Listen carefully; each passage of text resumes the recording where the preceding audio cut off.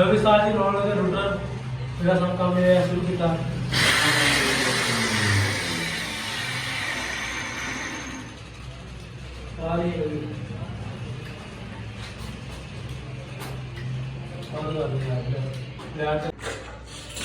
चल अस्सलाम वालेकुम दोस्तों की यात्रा ठीक ठाक नहीं कर रहे सारे लोग खैरियत हो गए। लो जी आज का न्यू ब्लॉग स्टार्ट करते हैं माशाल्लाह। लो जी कटाई कर रहे हैं शीट की, इस तरह पीस कट्टी जाने हम तैयार करेंगे। मारते मारते मेरे ख्याल अगले पीस से मार सारे। लो जी माशाल्लाह असं क्लैरिंग शीट का काम शुरू किया नवाज सैड से कितने आए हैं पीरमल शहर है मेरे नाल दी खच कड़े उन्हें तो थोड़ी कौम की है घमार जरा घमार जोड़े सोहने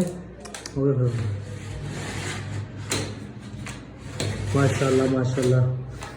फिर शीट क्लैरिंग शीट कहते हैं असं तैयार करनी शुरू करती है, अलग कितने कटाई शुरू करती है। बाकी तो नाल स्टैप दिखावे की सिस्टम होंगे इसका।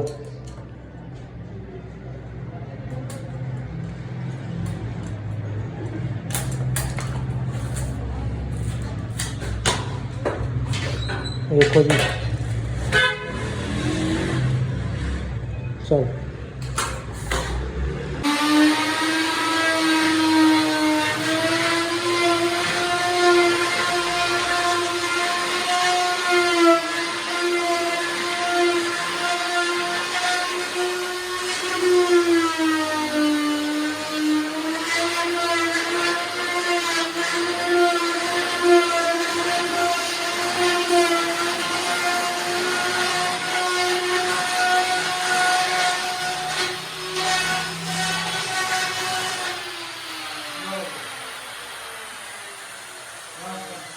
लो जी माशाल्लाह जी असीं हुण पीस तैयार कर लिया, लफ्टा वगैरह लगा रहे हैं।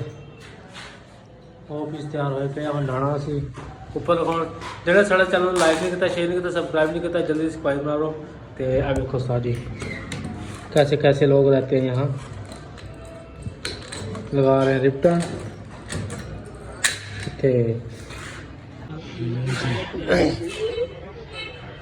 करना जी और दो छटा लग गई थले आने लगे पर्दी के, बाकी ऊपर जाकर तो मुंडा लगे हुआ थे और पर्दी लगे स्टेप, उसके बाद स्टेप थले वाले पीस लगा करिए।